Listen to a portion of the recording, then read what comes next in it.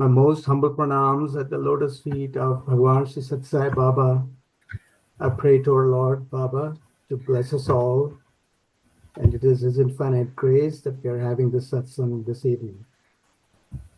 Dear brothers and sisters, honorable guests, officers, young adults, and children, loving salams to all of you. Very happy to see all of you here again this month. On behalf of the Sri Satsang Global Council, California region, it is my pleasure to extend a warm welcome to all of you who have joined us today for this very special satsang. We're honored to have you all with us, and we hope that this gathering, as before, will be a source of inspiration, growth, and renewal for all of us. As we all know, this is a very special year and the centennial birth year of our dear Lord Bhagawan Baba, who came down for our purpose. He lived, his life was his message, and he taught us by example so that we can reach the purpose of our human life. We have started this monthly guest speaker series. The first one we had last month, and now again this month, and we will have a few more, and all leading up to Swami's 100th birthday. And the primary purpose is, as I reminded you all even before that, to inspire us, so to intensify our sadhana. And our guest speakers are very special. We're calling them, and this time is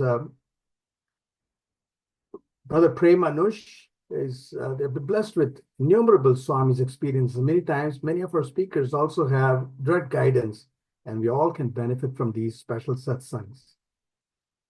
I also want to take a moment to thank Brother Sunil, President of Tustin Sai Center, Jean Massey, Vice President for the California region, who has been helping me to put together these monthly speaker series.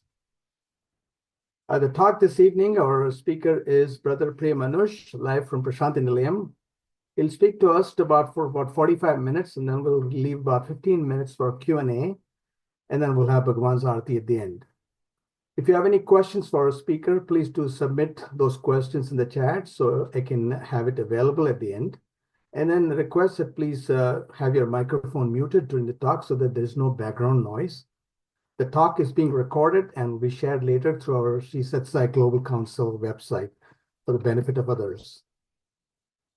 Now, quick introduction. You all might have read in the flyer, but again, I would like to read it to you. Brother Prem Anosh joined Bhagawan's University in the year 1999 in the Brindavan Campus for Bachelor of Science Chemistry. Following that, he moved to the Prasanthi Campus for Master of Science in Chemistry, which he completed in the year 2004. He has been in Prasanthi Nilayam since graduation and joined the Radio Sai Team in July 2011. He hosts a few live shows on Radio Sai, such as the Afternoon Satsang, Shravanam Mananam Nididhyasanam. This is a very popular series that I'm sure many of you might have heard this. Answering Booth, the Gita Series, etc. And is also part of the Sri Satsang Media Center's content team. He's also one of the regular speakers at the Satsang Halls in Prasanthi Nilayam and has been blessed by Bhagawan with the opportunity to address devotees visiting Prasanthi Nilayam and also at various Sai Centres throughout the world. It's my pleasure and honor to welcome Brother Prem Anosh. Please join me in welcoming Brother Prem Anosh. If you have heard recently during the release of the Sri Sathya, the app that was released recently, he narrated a wonderful incident about how grateful we are for Swami for allowing us to hear his messages, so many discourses. I'm sure you might have heard many such talks, including myself. So please join me in welcoming Brother Prem. We're very happy to have you live from Prasanthi Nilayam. Jai Sai Ram. Over to you, Brother Prem. Sai Ram. Am I audible? Yes. I offer my most loving pranams at Bhagwan's lotus feet. I pray to Swami, he gives us all the understanding that it is always Swami who speaks and it is Swami who listens through each one of us. Sai Ram, everybody. Warm good evening. It's a good morning here, and it's also a special morning of sorts. It happens to be Good Friday here already. So greetings on this very solemn occasion. Thank you for this opportunity of joining all of you. Always a pleasure to join like-minded people in satsang, and it's a blessing that Swami continues to extend in my life, and I'm ever grateful for that. It is that time of the year where we certainly recollect the gift that all of us have been bestowed by Swami, especially those of us who had the opportunity to see Swami, interact with him physically, even to be aware of his presence is very, very special. And I certainly don't have to tell this to any of you. It is just a reminder that I give myself, a reminder that we all must give ourselves. There is this beautiful episode that I had read in a book. Happened sometime in the 1940s when Swami was still in the Patha Mandir, or the old Mandir, before the Prasanthi Nilayam Ashram was established in 1950. Two youngsters came to have Swami's darshan. And we know that in the 40s, it was invariably families that had come, right? One family had told about Swami to another family, and then a lot of families would come. But this was two youngsters, two college-going youngsters came to Swami, came to Puttaparthi to have Swami's darshan. They'd inquired around about Swami and found their way, and they'd come. As they were approaching the Patha Mandir, right at the entrance was Shri Seshagiri Rao Garu, very, very senior devotee, and who also pretty much officiated as the priest of the mandir for many, many years. So he was at the entrance, and he looked at these two boys and he said, Swami has sent word that I should instruct you to go to Chitravati, have a bath, and then come for Swami's darshan. Swami has said that two boys are coming like this, you go meet them at the gate and give them this instruction. So he very dutifully gave them the instruction. And then these two boys have a very unique experience. This is how they described it to the devotees there, but nobody could really make out what was that experience, because they said that they didn't know where Chitravati was, they didn't know the way to go to the river, nor did they know where the water was not too deep, where they could go and have a bath. But interestingly, they said that they were led by two tender feet with anklets. And they just followed those 2 feet. I mean, that pair of feet, or, like a small child with anklets running around. So these two youngsters follow those footsteps and reach the river. And as they are having their bath, they have this beautiful experience of having the darshan of Lord Panduranga in the waters there, as though playing with them and having bath with them. And they are thrilled with this experience. And they're done with their bath, and they're again led back to the mandir by this pair of feet with anklets. And they come into the mandir with their hold all and their, probably their towel and their clothes and all of that. And Swami is seated there in the throne. The moment they see Swami, they drop all their things. They run towards Swami and hug him so tightly. And they say, you have been hiding here all this while. They say that something to the effect of, the 7 worlds are searching for you. You thief, you have been hiding here. And they hold him tight and they don't let go of him. They turn to the devotees and they tell, he is hiding his true form. He is hiding his true form. He is that same Krishna. Much later, when these youngsters then spoke to the devotees around, very interestingly, apparently the day before, Swami had told all the devotees, tomorrow 2 special guests are coming. And Swami said, 2 Vedantins are coming for my darshan. And then the next day, the devotees were to witness this very inexplicable experience of these 2 people coming and hugging Swami and saying that we have recognized you, you have been hiding here.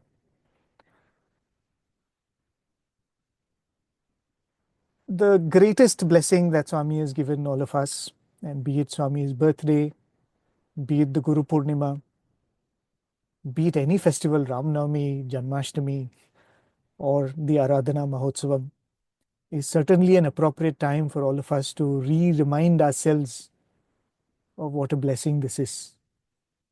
That He has hid Himself from the seven worlds, but for whatever reason, He chose to reveal Himself to us. We might look at this blessing and say, okay, how did this come about? Right? In that episode I said, Swami said these are two Vedantins, which means they must have been something in their past birth. They must have reached that moment of grace through enormous sadhana, which eventually fructified in that darshan they had, that experience they had in Swami's presence. So immediately we can look back at our own lives and say that, okay, we must have had glorious past. Right? Or we must have been Gopikas in Dwapara Yuga, we must have been the Vanaras in the Treta Yuga, or we must have been Maharishis or Vedantins or whatever it is. But oftentimes I muse this way and ask myself, how does it matter? I am what I am right now. Right? My reality at this moment is who I am, with the challenges that I have today, with the flaws that I have today, with the limitations that I have today. And what lies in front of me is the destination. And the only thing worthwhile for me to preoccupy myself with is, how do I get from where I am now to that destination? What was my past is pretty much not something that is worth bothering right now, because it is of not much use to me. Whatever I was in the past, what am I? I am what I am right now. There is this beautiful concept in Sanatan Dharma. They say that every action that we perform has two consequences or two phalas. Right? In Sanskritam we say phalas. They say there is a drishta phala and there is an adrishta phala. The drishta phala is what you're there to experience it right after the action has been performed, or eventually. I eat good food, I feel nourished. That's a drishta phala. I have a good night's sleep, the next morning I wake up refreshed. That's a drishta phala. Or I do something which I feel will give me satisfaction. At the end of it, it gives me satisfaction. It's a drishta phala. I go out and serve people. There is a certain sense of satisfaction and happiness I feel. That is the drishta phala. But it is said that there is also an adrishta phala, an unseen consequence for every action that is performed. And there are different ways in which this unseen consequence is described. One of it, what they say is, it becomes merit and it comes to you in the form of a blessing much later in your life. And that's why in Indian languages we have this word used for another meaning altogether. We refer to luck as adrishta, right? Which means there is nothing like fortune. It is only unseen merit coming back to you. Interestingly, even misfortune is adrishta. We don't call it so. But the trials and tribulations that we face in life, the failures that we face in life, is also adrishta phala. Adrishta phala of some wrongdoing perhaps. But there is another interesting definition of adrishta phala, which is, for every action that is performed, an adrishta phala happens in the mind. It either becomes a vasana or it becomes a sanskara. They say that that is actually the adrishta phala. And if you recall, Swami says beautifully in his discourses, he says, what do you offer to God? He says, you offer hridaya pushpam and mano phala. Offer to me the fruit of your mind, which means the fruit of every action that we perform, every choice that we make is actually in the mind. That is why it is called mano phala. So it is said that every action that you perform, every choice that you take, every decision that you make, and the energy that you invest in that decision eventually becomes a sanskara or a vasana. And perhaps it is that which becomes the adrishtaphala of the future also, what comes as fortune or misfortune. And the simplest example I can think of is I'm starting on a journey from this point in Puttaparthi to, let's say, Hyderabad or Chennai, and I turn on my GPS. Every turn that I make, or rather every wrong turn that I make, I see the map changes in my GPS, isn't it? Right? The future course of action changes with every choice that I make. It tells me that you have 400 kilometers before you reach your destination. I miss a turn and instantly it says you have 450 kilometers. The future changes every moment to accommodate the choices that we have made. Perhaps that is why the adrishtaphala is it becoming a sanskara or a vasana in my mind, and the future course of actions aligning so that it takes me closer to that destination. So I will have to go through some unfortunate experiences. Perhaps I have to go through some pleasant moments of grace, which will take me closer to God. So every action that we perform becomes important, and every action is guided by the knowledge that we have at this moment in time. And the greatest knowledge that Swami equipped us with is that he revealed himself.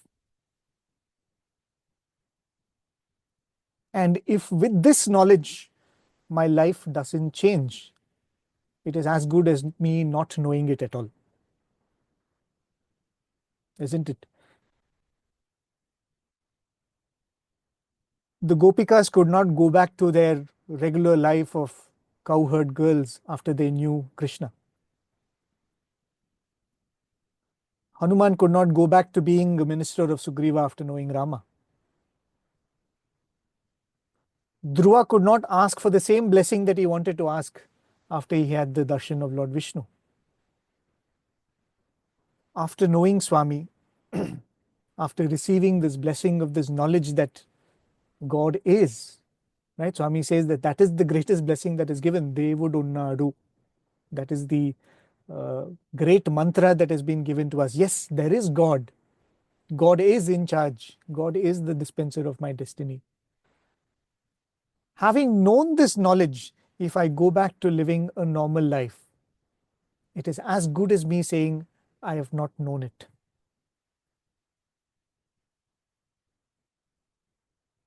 And I think, I'm sorry, I think that is the blessing that Swami has given us, and that is also the challenge that Swami is placing before us.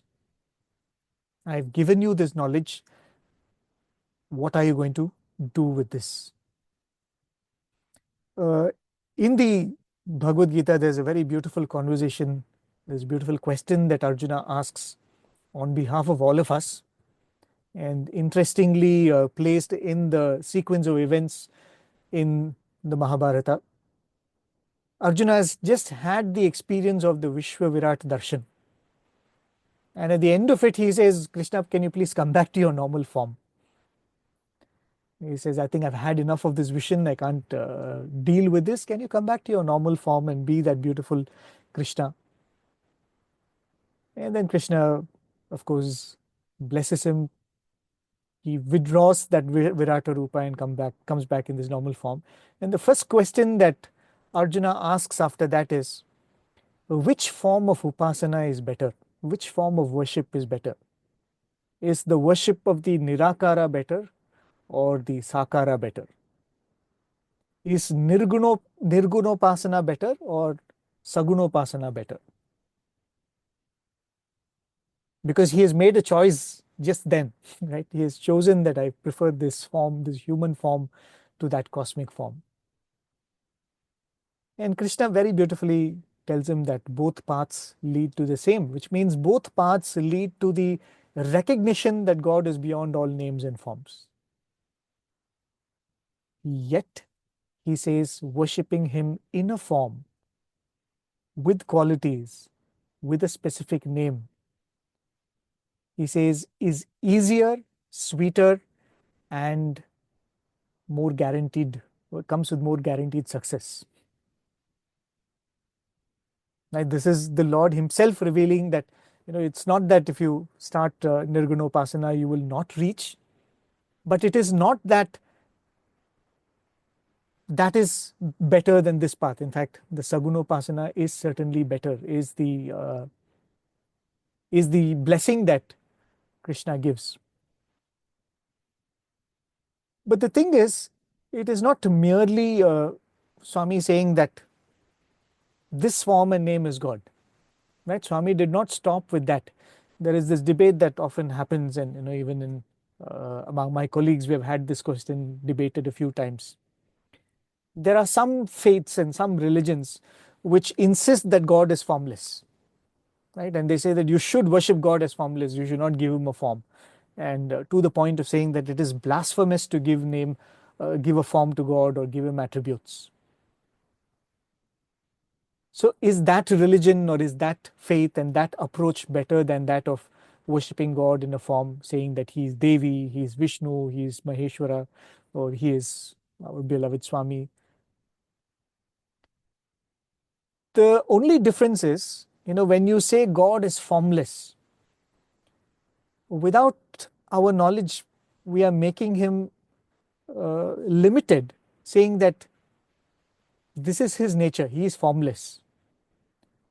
But when you worship God in a form, your journey should not stop there. Your journey should progress towards that state where you say that this is his form, but this alone is not his form. The Lord is saying that I can take this form, which means I can take any form. So that eventually you come to the understanding that the Lord is beyond all forms. The Lord is not formless, but all forms are his. The Lord is not nameless, but all names are his. Call me by any name, he says. So the knowledge that Swami has given is not him just revealing that here I am, I'm God. I've come in this name, I've come in this form. That is not the only knowledge that Swami has given us and is trying to challenge our life. But he is saying, I am this form, but I'm not limited to this form. And I think that is the experience that Swami gave everyone. If you look at all the experiences that Swami has granted devotees, I was just thinking of this, because generally we listen to experiences. If a speaker comes and tells us something, or if an old devotee comes and tells an experience, it is for us to understand that that experience reveals my Swami's nature to me. So in a way, I can say that all experiences of Swami can be told to reveal two natures of Swami, right? I'm just making it, putting it in a way that it's kind of understandable to us. There are no two natures to Swami. Swami is beyond all nature and all of that. But just to understand this experience of knowing Swami. There is one aspect of Swami which is subjective. There is one aspect of Swami that is objective. The subjective aspect of Swami is what Swami says, I am what you ask me to be for you. If you look at me as a mother, I will be a mother to you. If you look at me as a guru, I will be a guru to you. If you look at me as a friend, I will be a friend to you. Right? That is the subjective nature of Swami, that he becomes what the devotee wants him to be. But there is also the objective nature of Swami, which is an experience reveals a nature of Swami which is universal.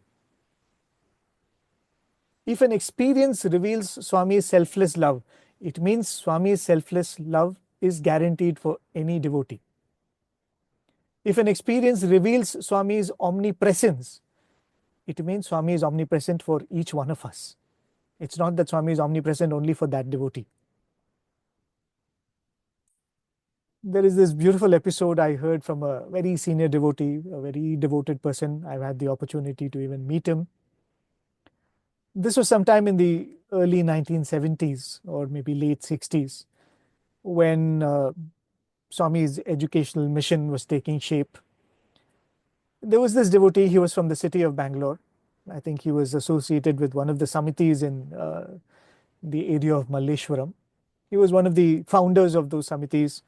So he had a lot of respect in that samiti. In fact, the weekly bhajans will not conclude unless he comes. Sometimes he would get late in his office, but they would continue bhajans till this elderly gentleman comes. And I think he would give arti or something like that. So that's how much they held him in reverence. So during this time, this devotee had to come to Brindavan every day because they were formulating some of the rules for the institutions, I believe. And he was offering his services as a scribe. He was typing out all of those, trying to help them form all the forms and prospectus and all that. So he would go for Swami's darshan, and after darshan, he would sit and help some of the seniors type out these things.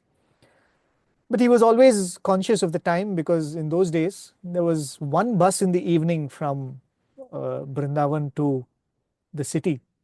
And if you miss that, you will not get another bus for the next few hours. It was not like now. Like those days, Kadugodi was the town outside Bangalore. It was not even considered part of Bangalore, right? So he was very conscious of time, and he would always tell his people that I'll have to go and catch that bus. If I miss it, I will not be able to get back. And on that particular day, it was the bhajans were happening in that samiti. So he was very keen to go back because he knew that if he misses the bus, those people will be sitting there and doing bhajans for 1 extra hour, waiting till he comes back. And unfortunately, that day he got delayed in Brindavan. By the time he rushes to the bus stand, he realizes the bus has left. So he doesn't know what to do. He's standing at the bus stand, and an auto rickshaw pulls up to the bus stand and looks at him and says, "Do you want to go anywhere?" And he looks at his watch, he looks at the auto, and he says, "Okay, maybe this is the best option right now." So he jumps into the auto, and he finds that this auto driver is particularly rude, right? Which means he's like, doesn't want to engage in conversation. And he says, "Get in." And he's so rude that the man is also hesitant to tell him where he wants to go. This man seems to be, doesn't want to start a conversation at all. So very casually, this elderly gentleman asks the auto driver, "What is your name?" And he says, "My name is Baba." Right? It's a very common Muslim name. A lot of local Bangalore people might have that name. So he didn't hesitate to think otherwise. He said, "Okay, maybe some Muslim auto driver." And again, he doesn't talk anything through the whole journey. And this gentleman has forgotten that he has not even told the directions to the auto driver. But the auto driver drives and stops exactly in front of the samiti. And he says, "You can go." And he gets down from the auto and he says, "How much should I pay you?" Again, the auto driver looks at him and gives him a stare, and he says, "I don't take money from you," and just drives off before he could even start an argument. So this devotee doesn't know what to do, so he goes inside the samiti, and he's luckily on time. Everything is done. And he says the next day he goes to darshan, and Swami comes up to him with a mischievous smile and asks him, "Am I a good auto driver? Did I drive well yesterday?"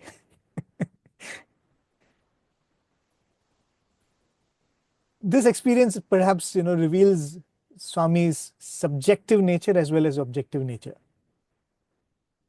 If you look at him as your all, if you consider him that Swami is everything to me, then Swami will become anything for you, right? He could even take the form of an auto driver.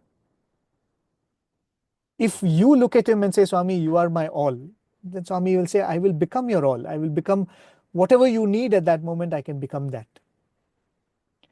But the objective nature of Swami is he can come in any form. He can take any form. He can appear anywhere. He is not limited by time and space. The experience reveals that objective nature of Swami, isn't it?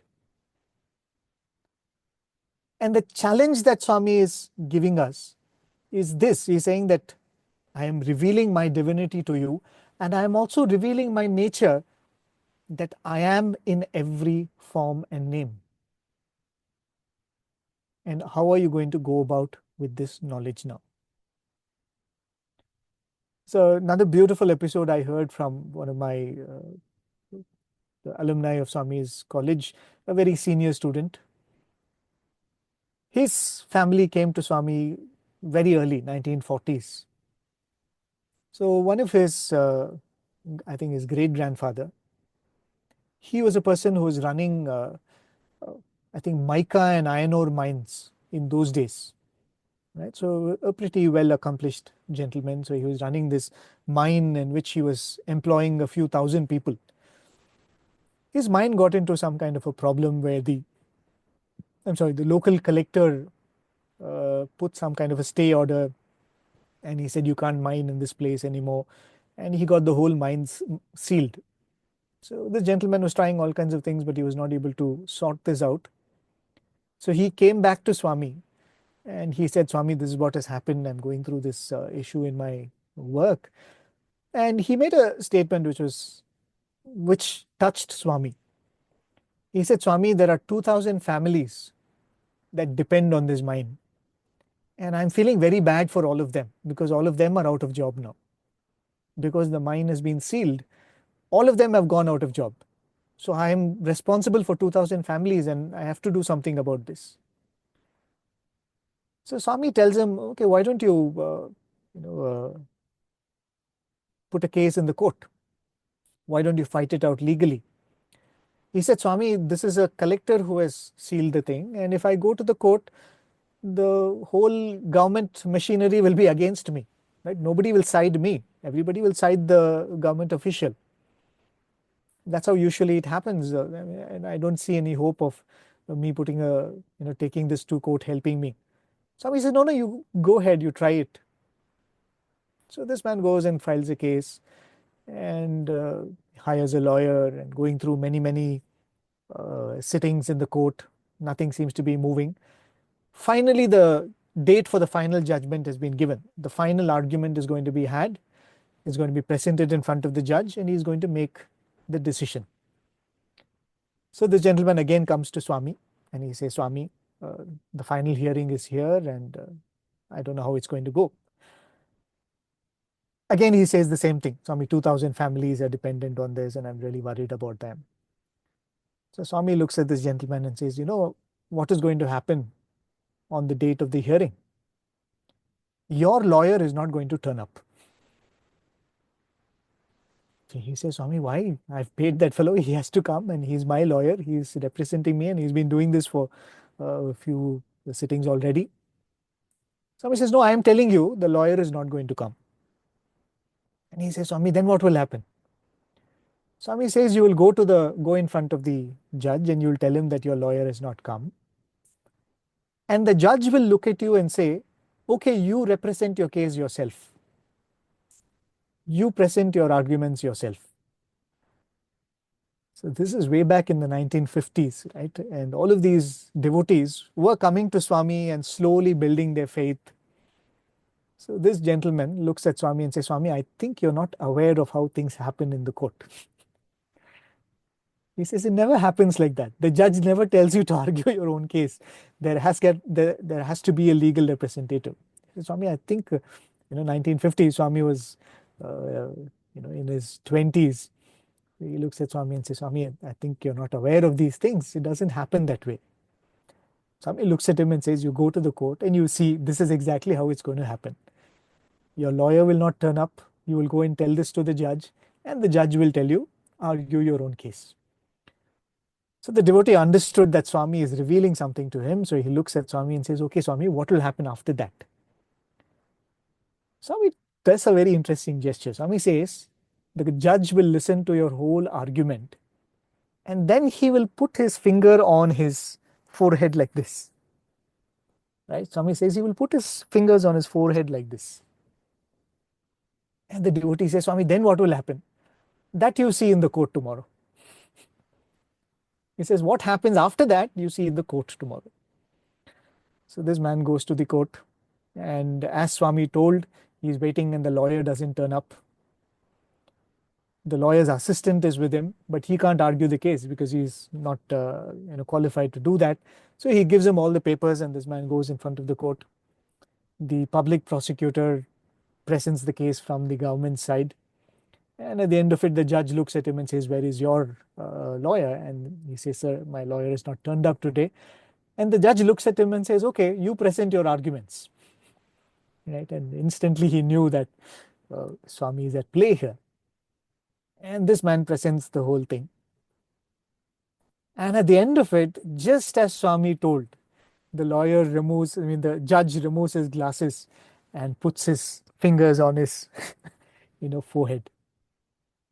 Exactly the same pose that Swami had played out in front of him. And the beautiful thing is, he says, as he was doing that and he was looking at the lawyer, he saw looking at the judge, he saw that the judge had turned into Swami.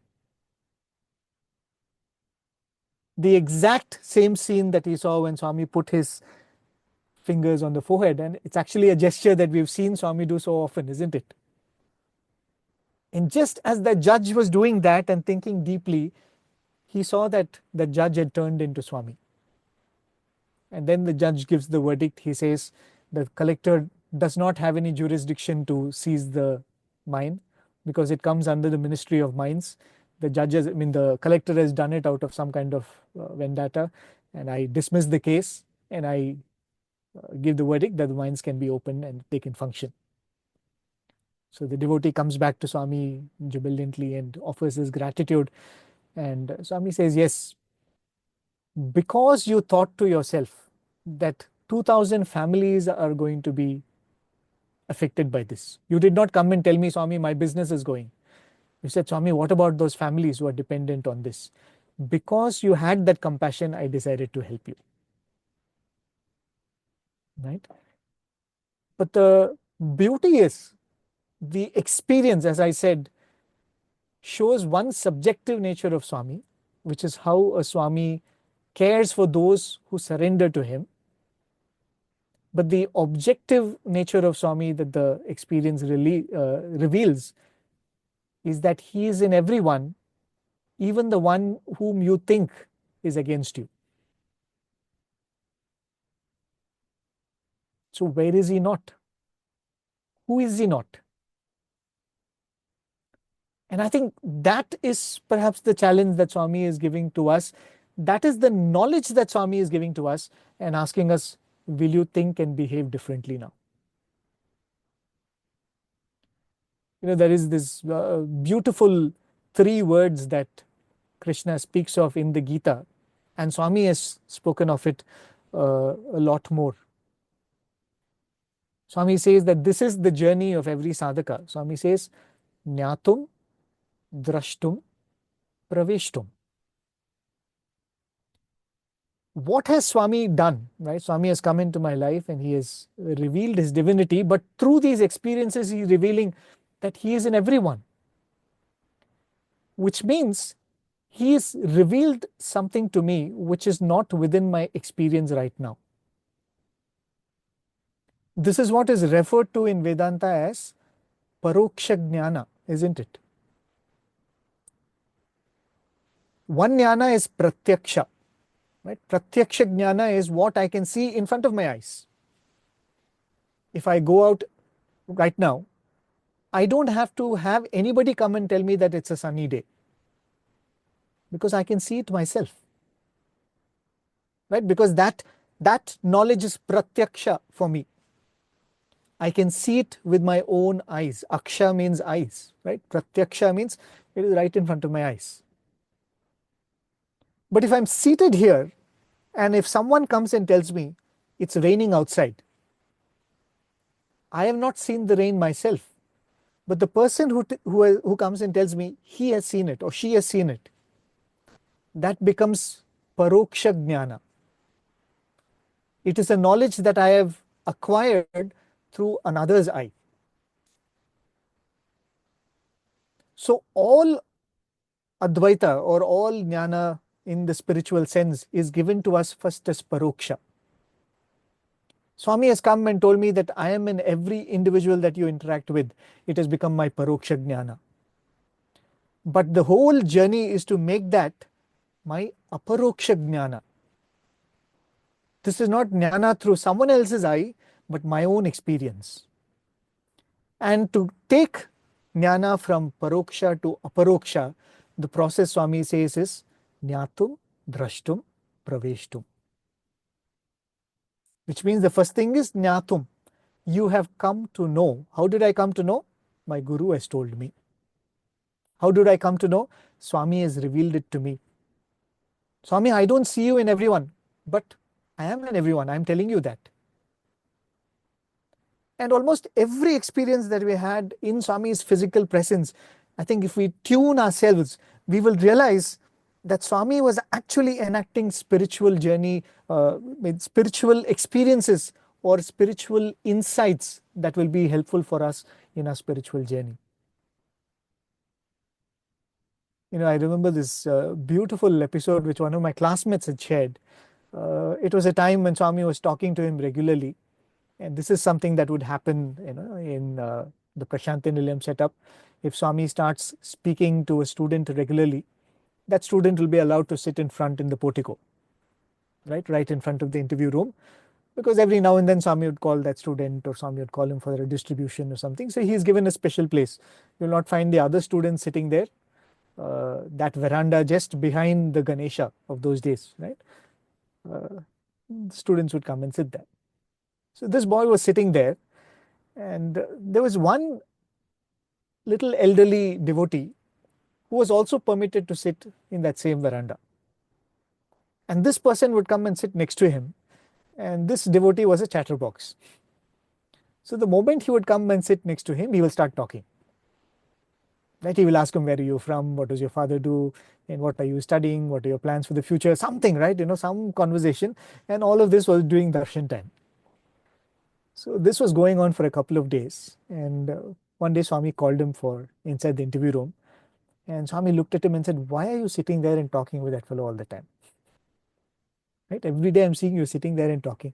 And this student said, Swami, I'm not talking to him, Swami. He's coming and starting a conversation. I don't know what to do. Swami says, no. You sit there and close your eyes. Don't engage in conversation with him. Right? So he said, okay. So next day he has to ensure that somehow he avoids or he cuts off this person when he starts this conversation. So this classmate of mine goes and sits in the portico. And as expected, this elderly devotee comes and sits next to him. And he starts talking. Right? And he doesn't know how to, because he's an elderly person, he has to be respectful. He can't simply tell, sir, keep quiet, don't talk to me, don't disturb me, or maintain silence. If it was a younger person, he could have done that. So he was trying to figure out how to politely turn down this gentleman. When he looked up from where he was sitting, he could see Swami's interview room door. And he found that the interview room door was like slightly open, right? Just an inch of gap between the two doors. And what he saw was an orange line. And he could see one eye of Swami peering through that gap. Swami was standing there and seeing whether this fellow is engaging in the conversation or not. And of course, immediately he closed his eye, and from that day he ensured that he wouldn't speak. When I listen to this experience, or in fact that experience of sitting in the mandir, especially when Swami is in an interview, or sometimes there wouldn't be an interview, Swami would be just seated in the interview room. There would be this very interesting period after the bhajans, the arti would be given. Swami would go inside the interview room, and we will all be waiting outside for Swami to come out and go back to Purnachandra. I have not experienced silence deeper than that. Right? That moment after the arti is over, we are sitting and waiting there for Swami to come out after his morning brunch or whatever that was which Swami used to have. And the click of the door could be heard near the gate. That's how quiet the whole place was. Today, when I sit and think of that very moment, sitting there, Swami in the interview room, what resulted in that kind of discipline? I couldn't see Swami, but the knowledge that Swami is inside made me disciplined. Swami was not visible to me, but the knowledge that Swami is there behind that door made me disciplined, made me maintain silence, isn't it? I am interacting with all people today. I don't see Swami in them today. It is not my experience right now. But the knowledge that Swami is hidden behind that name and form, shouldn't it make me behave in a certain way? And that effort is what is drashtum. Jnatum is, you don't see it, but I've told you, I am in each person. You might not see it. You might find a person likable, dislikable, arrogant or kind or loving, or some person, I can't deal with this person. But I have told you, I have revealed this truth to you that I am in that person. You can't see it, but can you still hold on to that knowledge? And if I am trying to change my life with this knowledge, that is praveshtum. Right? It is like me saying, Swami, I don't experience it right now. I don't see you in everything. I don't see you everywhere. But I know that this is the truth, and I am going to make this define my life. And I think when I start doing that, eventually Swami says that paroksha will become aparoksha. That knowledge which you have received as seen by someone else, as revealed by someone else, will become your own experience one day. And this is only an experience waiting to happen. If I don't do this drashtum part of that equation, jnatum drashtum, how can I even claim that I have known? It is as good as me having not known. Right? Swami would give the example of, somebody comes and tells you it's the month of summer, and every time when Swami speaks of the summer course, during the summer course, you would always have one mango analogy coming your way. Right? And Swami would say this. He says, someone comes and tells you that nice Alfonso mangoes have come in the market. Right? And you hear that, and you love mangoes. The news has been told to you. Swami says, what is the use? Unless you go to the market, unless you see the mangoes yourself and choose one, and then at the end of it consume it, then the knowledge has found its fulfillment. Swami said, this is jnatum, drashtum, praveshtum. You go to the market yourself, you see the mangoes yourself, and you say, this mango seems nice, you take it home, you cut it and you eat it, and then that bliss that you experience at the end of it is praveshtum. Otherwise, if someone comes and tells me there are nice mangoes, I can't fill my heart with happiness only with that knowledge.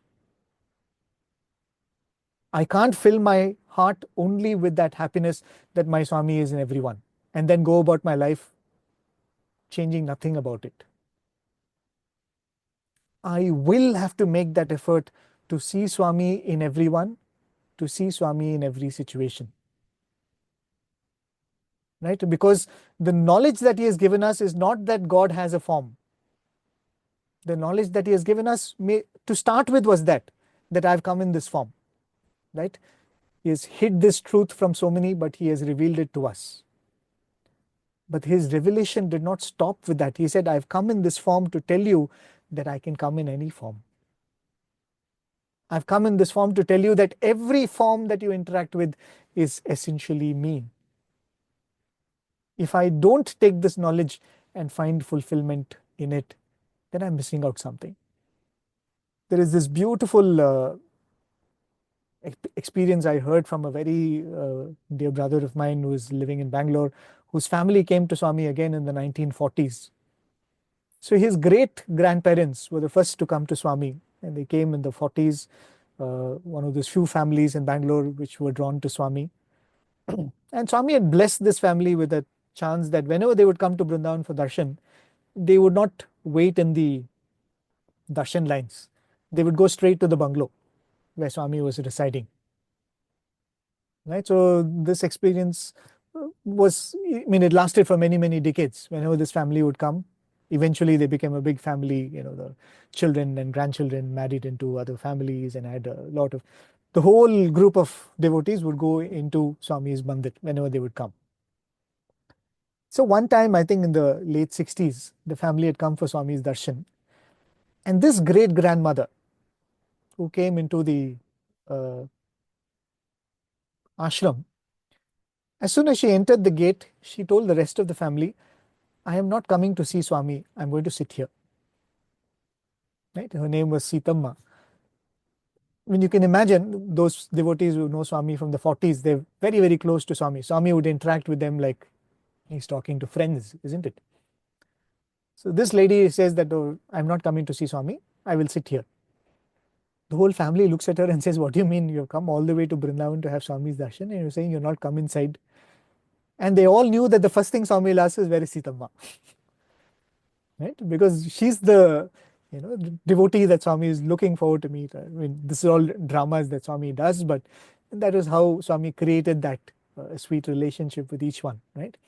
So the family says, see, the moment we go inside, Swami is going to ask, where is Sitamma? You better come. She says, no, I don't feel like coming. I'm going to sit here near the gate. And she sat there. So the family tried, and then after that, they went inside. When the whole family went inside, the first thing Swami came out and asked, where is Sitamma? Why is she not come? Why have you not brought her? So then they say, Swami, I don't know, whatever reason she's sitting there, she's saying that she won't come. So the first reaction that we all often have is maybe the devotee is upset with Swami, right? Swami gave us the space to be angry with him, to be upset with him, to be disappointed in him. So all of them thought something must have transpired between Swami and these devotees. They said, Swami, she doesn't want to come, she's sitting outside. So Swami sends the son, he says, no, go and get her, tell Swami is calling. So the son goes and tells him, come, Swami is calling. She says, no, tell Swami I'm not coming. So the boy goes back and reports. So this back and forth is happening. Finally, Swami calls Professor Kasturi and Swami says, go and call that lady. Why is she not coming? So then Professor Kasturi goes and he says, Amma, why don't you come? Swami is calling you like this. Please come. So very reluctantly, this lady comes. This background of this lady is, before she came to Swami, she was very devoted to the form of Balakrishna. Krishna in the form of a toddler on all fours with a ball of butter in his hand, right? And she also had a small idol that she would always worship. She would pamper that idol during Janmashtami and all of that. That was the form that she always worshipped. And she had a secret desire, which she had, of course, expressed to Swami, that she wanted to have the darshan of Balakrishna. Right? For all the devotion that she had shown towards him, she wanted to have the darshan of the Supreme Lord as Balakrishna. So that day, when Swami sent word through Professor Kasturi and he said, come back and ask her to come, tell what happened, why you're not coming in, and all of that. This lady said, Swami, I entered the Brindavan ashram. That big tree which is there, around which we used to call it the Sai Ram shed, and the beautiful tree under which Swami would sit for bhajans and give darshan. This devotee says, Swami, I entered the Brindavan ashram and I looked up at that tree and I saw the form of Balakrishna. The form of Balakrishna, but with the face of Swami in every single tree, in every single leaf of that tree. She said, when I looked up, I saw that every leaf had that form of Balakrishna. And I thought to myself, I am seeing so many Swamis here. Why will I have to come and see that one Swami there? She said, if I come there, I will see you only in that form. But here I am having the experience of seeing you in everything. Why will I let go of this for that experience?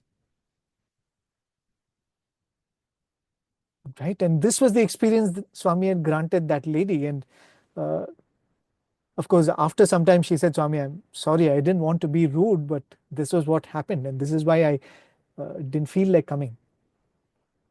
because you have graced me with this experience. That's what she said. Swami, you've given me the grace. You've graced me with this beautiful experience of seeing you and everything. Swami said, no, I did not. Swami said, I did not give you any experience. And then Swami revealed it was all because of the namasmarana that you do. That what you do with those seeds, Swami said, what you do with those seeds, it is because of that. The others did not understand what Swami was saying. This elderly lady had this, very weird and very different approach. Just outside her house in Bangalore, apparently there was this tamarind tree. And the tamarind tree would, the fruits of the tamarind tree would fall down. What she would do is collect the seeds from that tamarind fruit. It has that very beautiful shape, kind of squarish, brownish seed. So she had this habit of collecting those seeds from the tamarind tree, and she would put it in a cloth bag. She would wash them, everything, dry them, and put it in a cloth bag. Every morning after she finishes all her works in the house, she would come and sit at the gate, take this cloth bag full of seeds, empty the seeds on her lap. She will take one seed and she'll say Hare Rama, Hare Krishna, Hare Hare, and put it back into the bag. Take another seed, Hare Rama, Hare Rama, Hare Rama, Rama Rama, Hare Hare, Hare Krishna, Hare Krishna, Krishna Hare Hare, and put it back into that bag. This was her way of doing namasmarana. Like just taking the seeds, putting it, taking the seeds, putting it, taking the seeds, putting it. She would do that morning and evening for God knows how many decades she did this. Swami said, because of that namasmarana that you did, you have got this vision. Swami had come into that devotee's life and perhaps revealed to her, I am in everything. And through that effort, she actually was able to see that he was indeed in everything. And maybe it was some connection with her doing it with the seeds and seeing the Lord in the tree. I don't know how that worked out. But the experience that Swami gave is that I am in everyone, and that is what I am revealing to you. And I think this is the challenge that Swami is giving to all of us. I'm going to definitely conclude with this because I heard this Chinnakatha just yesterday. We were doing this program. There was a mention of Shravanam Mananam Nididhyasanam. We were doing this program yesterday live. And we came across this beautiful Chinnakatha that Swami is narrating. I am going to do no justice to the way Swami is narrating the story. If you get a chance, please go and listen to it. 13th Discourse in 1973, Samushawars. But the way Swami narrates it, it is directly at each one of us, to every one of us who claim to be Swami's devotees. Swami tells in the Chinnakatha that there is this guru in a village, and this guru is giving instruction to all of his disciples, and he says, let's see, whenever you take up any puja, any upasana, any kind of worship, you should never get distracted from it. Once you sit, you should only complete it and then get up. You should never move away from that. And there was this disciple who said, oh yeah, I should do this. I should accept, I should always follow this. And then Swami says the guru's birthday comes. So all the villagers invite him to their house so that they can do Pada Puja and offer him prasadam and food and all of that. So the guru calls one of his disciples. His name is Anand. And the guru says, okay, you take care of the ashram. I will go to all of these devotees' houses and come. And the guru sets off. And Swami beautifully describes, it was a very hot day. The guru was barefoot. And very sweetly, Swami says, the guru was not like me. He had shaved his head. He says, Nalaga Kadu, he had a bald head because he had shaved his head. So in the summer heat, that added to extra trouble for him. So in the afternoon, after finishing all of these visits, the guru comes back to the ashram and he finds that the door is shut. And the guru is banging the door. He says, Anand, open the door. It's so hot here. Open the door. And this disciple from inside, he says, Guruji, you'll have to wait outside for some time because I'm in the middle of something. The guru asks him, what are you doing? Open the door. He says, no, Guru, you only told that if we sit for puja, we should not get up. The guru asks him, what puja are you doing? He says, I am doing Ashtotra Shatanamavali for you. He is doing Ashtotra Shatanamavali of the Guru with 108 flowers and all of that paraphernalia, with the Guru standing outside the door and knocking. And the Guru says, I am standing here. You're worshipping me. You're worshipping me in a picture. I am standing here outside the door. What foolishness is this? And after narrating, the Swami says, 99% of the devotees today are like this. He says they are so lost in the way they worship the Lord that they ignore the Lord himself. Swami says, when that Lord is in every form, to worship him in a picture and be so lost in that worship and forget the Lord in every form, what foolishness is it? Swami says, this is the jnana that I have given you. This is the revelation that I have given each one of you.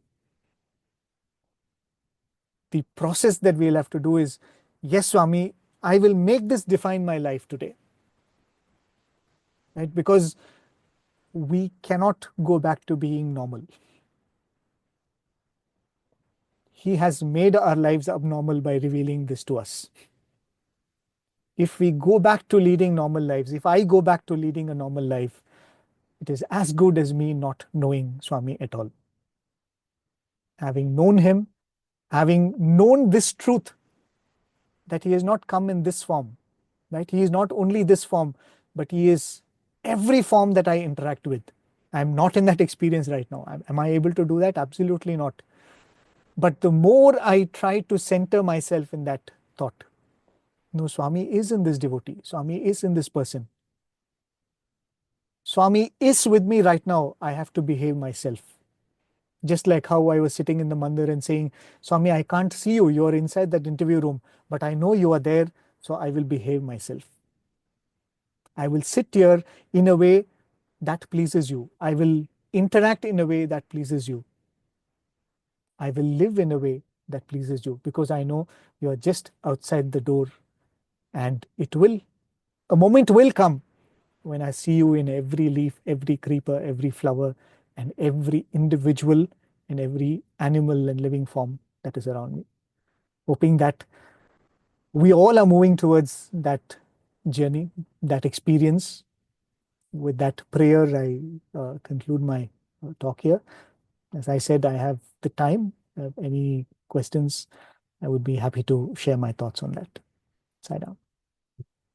Thank you. Thank you so much, Brother Prem. Excellent, excellent. So much so inspiring. We're over 90 people watching and hearing you. In the interest of time, we can take one or two questions. Jean, how do you want to do that? Did anybody send any questions? Anybody has any questions? We can do one or two questions. I don't have anything in the chat at the moment, but if anybody would like to have a question, they can either speak it or put it in the chat, and we can certainly have a... Yes, Shashikant, go ahead. Saram, Brother Prem. Yeah, thank you so much for spending time with us.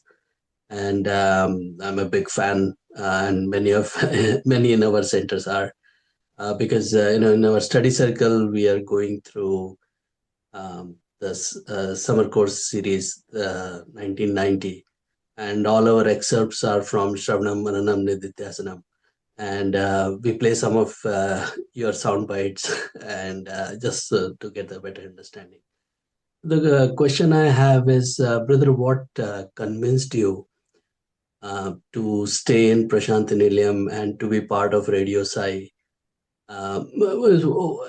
Could you explain what experience was that like, and how did you come to that decision? So I just wanted to know that. Thank you, brother. I always am scared to tell that I have decided, I have chosen, that I have made this choice of being here. I think it's just a prayer that Swami has accepted and has blessed. I see it this way. The whole talk I've been telling about the knowledge has been given to you. Right? The first half of that knowledge is to know that this is this is God come in a human form, right? Though I spoke of the aspect of Swami in all forms, that does not take away from this experience that we have experienced him in this form. I think each devotee responds to this blessing in a different way. Right? It's a big blessing that has been given to us. And all of us, once we know this, I think we are trying to capture this in some decision that we make. Right? Okay, I've known this. What am I going to do about this now? Right. When I came to Swami, this question was in front of me, right? The faith came that this is Swami, this is God. I immediately asked myself, okay, what are you going to do about it now? Right. It's nothing for you to proclaim that he is God, right? Whether you proclaim or not. When I came in 99, Swami was God even before that, right? If I have to put it that way. I am doing nothing by proclaiming that he is God. But me proclaiming he is God, what am I going to do about it? The most simple answer that came to me, the profound answers perhaps came after much reflection, but the immediate answer that came to me was, I certainly have no business elsewhere. If he permits me, I have to hang around. As long as he is willing to tolerate me, I have to be around. I think that was a very clear and a very simplistic answer that came to me. And as I said, all of this can only be placed in front of Swami as a prayer. And Swami has accepted that prayer and given me this grace. And I'm only grateful for that. This is not my decision. This is not my choice. Thank you so much. Thank you, brother. We'll take one more question in the chat before we close, and I'm sure how this from Narayanan, how to maintain the peaceful state felt after meditation throughout the day in all our worldly activities. I think that precisely is the purpose of meditation. Right? I was going through this discourse where Swami beautifully explains what is meditation. Right? What we refer to as meditation is the practice of meditation. There's a difference between meditation and a practice of meditation. Meditation is essentially being in a state where you're never distracted, isn't it? You're able to be in that state of sthita prajna, of constant integrated awareness. Truly, that is the meditative state. That's why Swami says there is concentration, contemplation, and meditation. And meditation, you're completely removed from your physical beliefs and your body consciousness. So what we do for 10 minutes, 20 minutes is not meditation, but it is a practice, an effort towards meditation. In this episode, which one of my seniors was once narrating, Swami came into the bhajan hall and asked all the students sitting there, any of you do meditation? Swami asked. Right? And when Swami asked this question, it's a trick question. You don't answer it. Right? So all the seniors kept quiet. But there was this young junior student who put up his hand enthusiastically. He said, Swami, I do. And Swami called him and said, you practice meditation? He said, yes, Swami. When do you meditate? He said, Swami, early in the morning, 5 or 5:30, whatever he said. He said, how long do you meditate? And he said, Swami, I meditate for 20 minutes. And sweetly Swami told him, Bangaru, if you really meditate, you will not be able to tell me that you meditate for 20 minutes.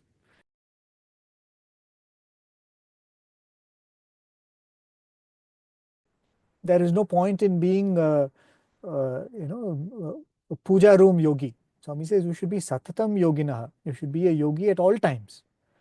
Which means slowly from this controlled environment, when you're put in real situations, when you're sitting in the middle of a real problem, you will be able to bring that experience of peace in this chaos. And how will we do that unless we are put in chaos? Right? How will I learn to play my game unless I'm put in a situation where I have an opponent in front of me? So when we start doing this practice of Sukha Dhyana, whatever experience of chaos and whatever experience of uncontrollables that we have through the day is part of that practice that we have started. The moment we start being conscious that this is what it is, I think automatically we will start rewiring ourselves to practice it. Instead of saying that, oh, I was peaceful in the morning, but I'm not peaceful now. To be aware that, okay, I have to be peaceful even now because that is the whole deal. Right? Then the whole day with all of its confusions also become part of the practice of meditation, isn't it? And all of this is going towards that state where we become that sthita prajna who is absolutely untouched by whatever happens around. So it's a slow process of practice that we go through. And I think it is always helpful that we acknowledge it this way. Okay, this is what I'm trying to do. Then we will not go and tell Swami that, Swami, it's like driving a car in the traffic. You can't go out and say that everybody get off the road, I'm going to drive my car. The more I master the ability to drive a car, less it depends on the people around. Right? The road can be as haphazard as it is. People might be following traffic instructions or not, but I know how to maneuver through the traffic without hurting anybody and without hurting myself. The whole process of meditation is for that. I have one more question. Yes. That I know is in everyone's mind right now. There are people in this world right now who are evil. There are people who are responsible for the death of millions and the misery of millions. People that are, you think they're from the devil almost. And so the question is, how do you see Swami in them? Because there's so much discord in the world right now. And discord is coming from some of the higher ups in the world. So what can you do? What can we do? How do we see them as divine? I know Swami says if you didn't have that within you, you wouldn't recognize it in the other person. I know that. But what do you do about seeing the good in these people that appear to be pretty terrible? I mean, for practice, I would suggest that start with the people around you who don't fall in that under that category. Right? I mean, any form of practice starts with simple efforts. Right? The moment I start sprinting, I might have the desire to one day win the Olympic gold medal. But that's not my first goal. My first goal is to win in my university. Right? So there will come a time when eventually we are able to see Swami even in them. Right? How that works, I probably might not know and probably might not give the exact answer to it.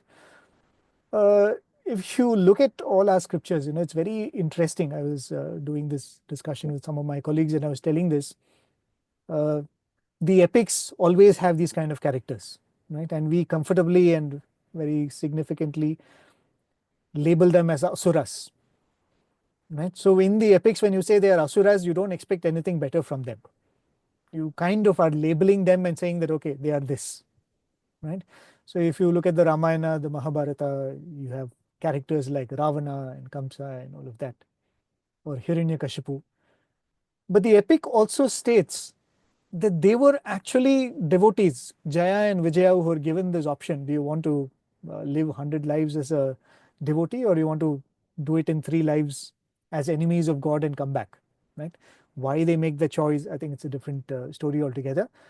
But when you know the whole story, you kind of understand, okay, this person who is Ravana, who is supposed to be so cruel and everything, was actually a devotee in the past. And the bad life that he is living is an expression of his devotion. Because these people said, we can't tolerate 100 years of separation from you. We would rather do it in 3 years. Which means the choice that they made to be evil was an expression of their love for God. But yet, Swami holds Ravana as an example and says, don't be like him. Right? The whole story is revealed to you so that you find peace of mind. You find that, you look at the bigger picture and you say that, okay, at the end of the day, the whole thing is a drama and everything is God. But at the same time, for immediate discrimination, Swami says, this is a good act, this is a bad act. This is a good person, this is a bad person. Don't follow this example. There is this beautiful episode in the Ramayana where just before Ravana comes and carries away Mother Sita, Rama has a conversation with Mother Sita. He sends away Lakshmana and tells Mother Sita, tomorrow the drama is going to start. Tomorrow Ravana is coming and we're going to play out this whole portion. Right? Swami writes this in the Ramakatha Rasavahini. And in that dialogue, Swami makes this beautiful point. He says, see, Ravana is a great devotee. Right? He is a great devotee of Lord Shiva.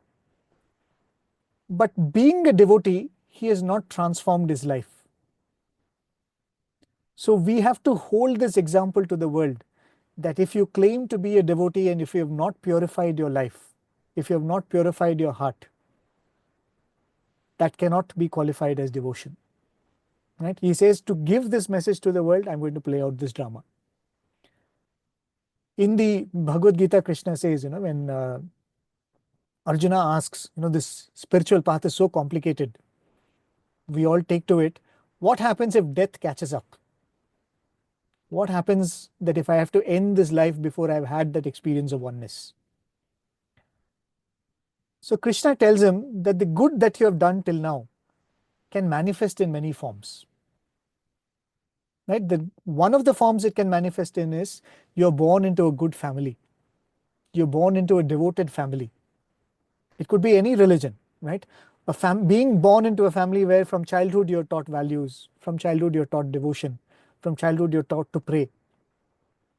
You're starting earlier than everybody else, right? That's a blessing that has been given, but still what you do of that blessing is up to you. Similarly, Krishna says that, or you will be born in a rich family. So Swami says that those who are born in well-endowed families have also come to enjoy the manifestation of a good that they've done in the past. But having received that blessing, if you're not progressing in the right direction, you become a bad example. Right? And if you go deeply into Vedanta, right, what Vedanta says is, right now what you're experiencing is a wakeful dream. And we are trying to find some kind of rationale in this dream. Why is this person doing this and why is that person doing that and why are things happening in this way, right? And Swami would say, the day you wake up from the dream, the good person also vanishes, the bad person also vanishes. The most cruel person was as much a figment of your imagination as the saint was. Right? So in the process of trying to realize what we're trying to do is not, it is not like, okay, now I have seen Swami in X number of people. Can I see it in 2X number of people next year? It doesn't work like that. I am changing my perspective of things. And the day when I change my perspective of things completely, the entire vision changes. It doesn't change in bits and pieces. The day I experience and I establish myself in the experience that God is in everyone, I will not have to stand and ask this question, is God in that person too? Right? If I'm still asking that question, I'm in the process. We all are in that process. Right? I think that's why the question comes. And that confusion is genuine.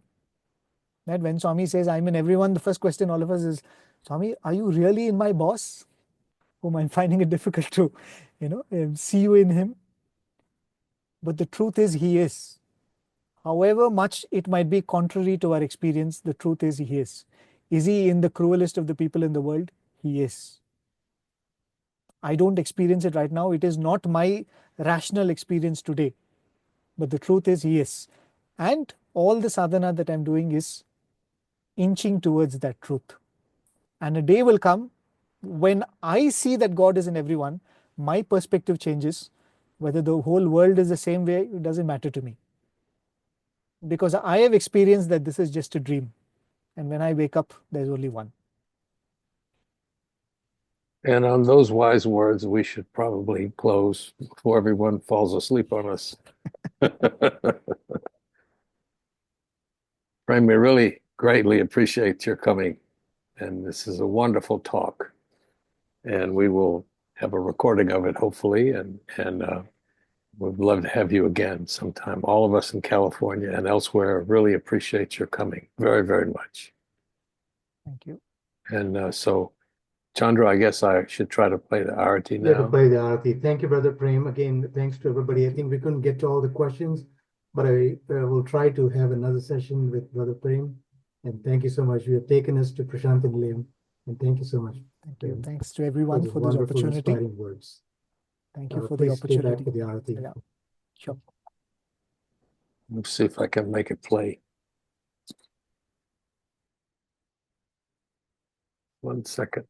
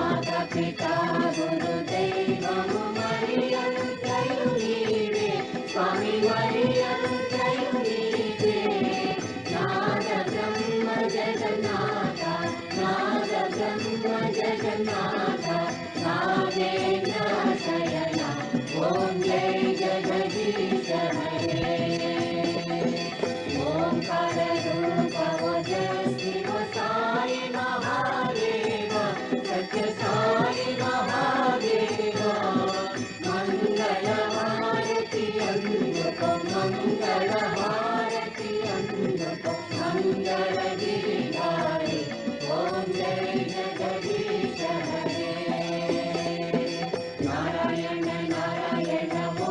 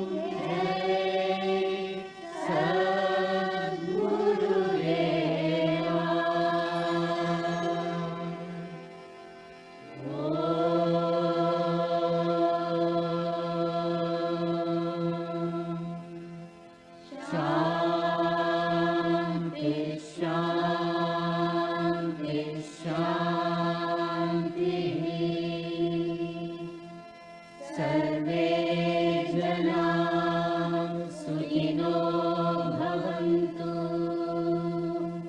जय बोलो भगवान श्री सत्य साई महाराज की जय।